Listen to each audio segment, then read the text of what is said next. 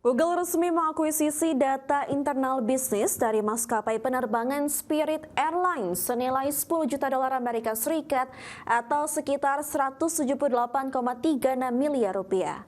Nantinya pihak manajemen akan menggunakan data tersebut untuk pengembangan produk dan melatih model kecerdasan buatan di masa depan.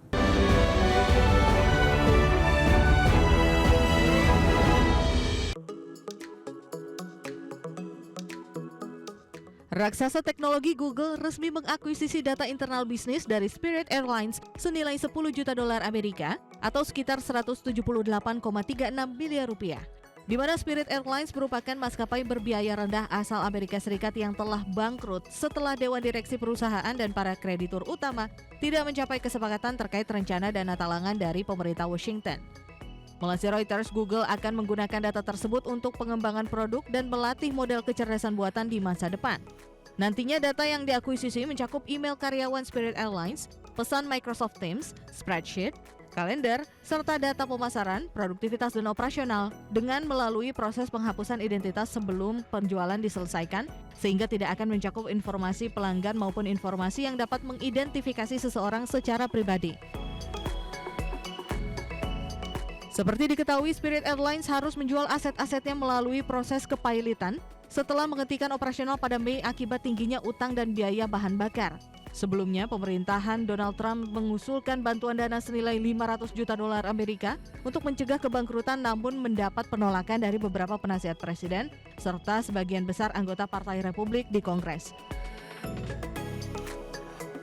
Adapun salah satu kreditur terbesar yang menolak rencana penyelamatan ini adalah Ken Griffin Citadel yang merupakan hedge fund terbesar yang memiliki surat utang Spirit dalam jumlah besar.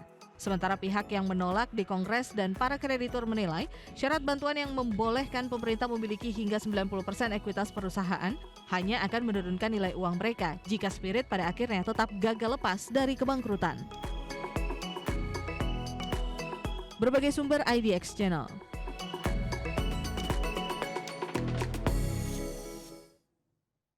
Raksasa teknologi Tiongkok Xiaomi mencatatkan penurunan laba untuk 3 triwulan secara berturut-turut setelah anjlok 43% menjadi 16,5 triliun rupiah pada kuartal kedua 2026.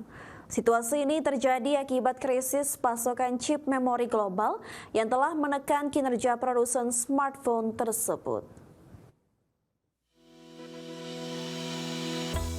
Raksasa teknologi Tiongkok Xiaomi mencatatkan penurunan laba untuk 3 triwulan secara berturut-turut setelah anjlok 43% menjadi 6,2 miliar yuan atau setara 16,5 triliun rupiah pada kuartal 2 2026.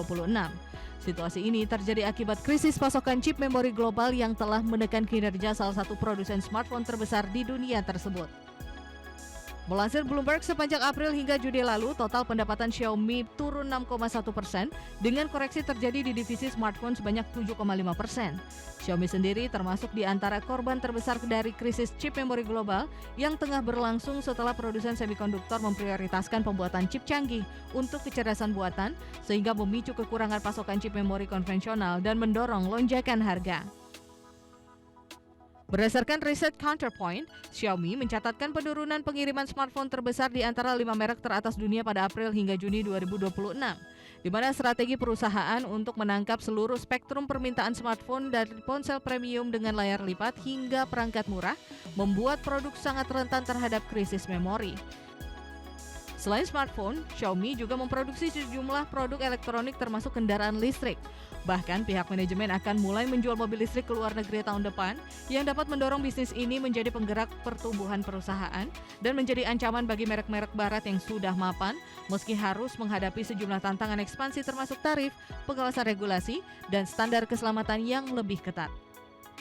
Berbagai sumber IDX Channel.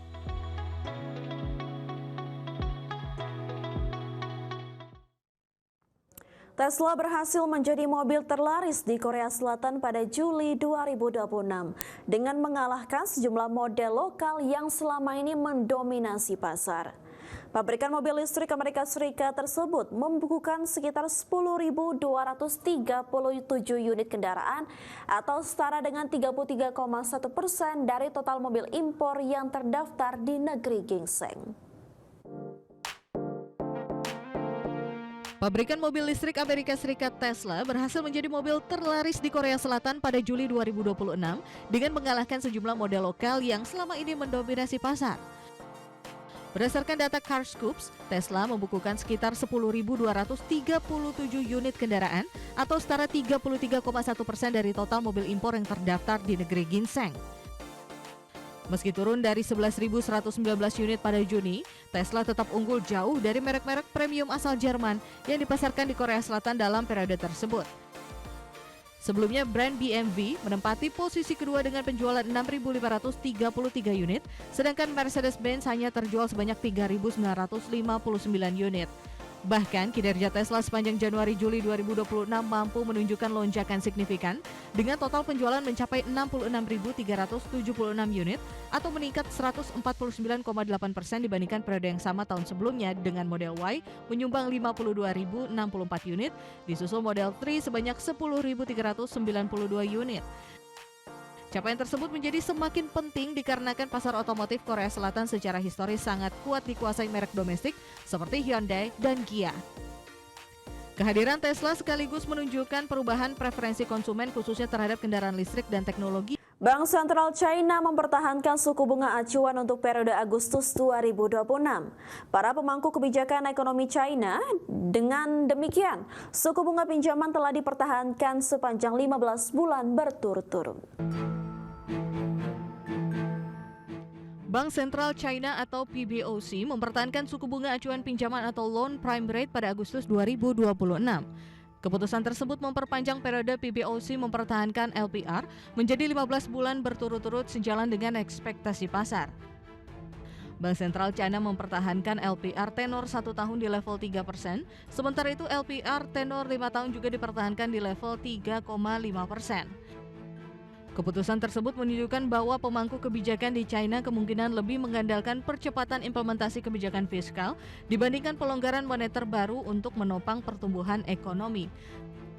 Sementara itu, sejumlah data ekonomi China yang dirilis pada Juli 2026 seperti produksi industri, penjualan retail hingga penyaluran kredit menunjukkan bahwa negara ekonomi terbesar kedua di dunia tersebut masih kesulitan mendorong konsumsi dan permintaan dalam negeri. Penyaluran kredit baru dalam mata uang yuan bahkan mengalami kontraksi pada Juli dan mencatat penurunan terbesar yang pernah terjadi. Realisasi tersebut juga berada di bawah ekspektasi pasar karena faktor musiman serta lemahnya permintaan kredit dari rumah tangga. Berbagai sumber IDX Channel.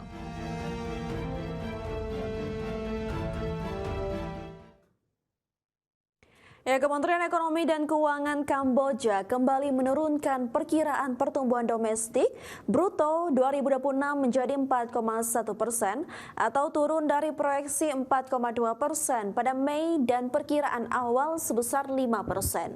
Perlambatan ekonomi tersebut disebabkan oleh kenaikan harga bahan bakar yang dipicu oleh konflik di Timur Tengah, sengketa perbatasan dengan Thailand, serta dampak berkepanjangan dari masalah penipuan daring. Sebagai informasi, sektor perekonomian Kamboja sangat bergantung pada pertanian, pariwisata, real estate, konstruksi, serta ekspor pakaian, alas kaki, dan perlengkapan perjalanan. Di mana pertumbuhan secara keseluruhan yang sedikit lebih rendah dari perkiraan disebabkan oleh pertumbuhan sektor pertanian dan pariwisata yang berada di bawah ekspektasi serta sedikit perlambatan di sektor pakaian.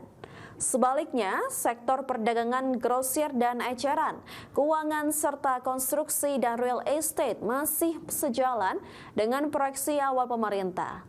Laporan ekonomi negara tersebut juga menyebut sektor manufaktur non-garment yang didorong oleh ekspor sebagai titik terang. Sementara revisi ke atas diperkirakan akan memperkuat kinerja negeri Angkor Wat secara keseluruhan hingga akhir 2026.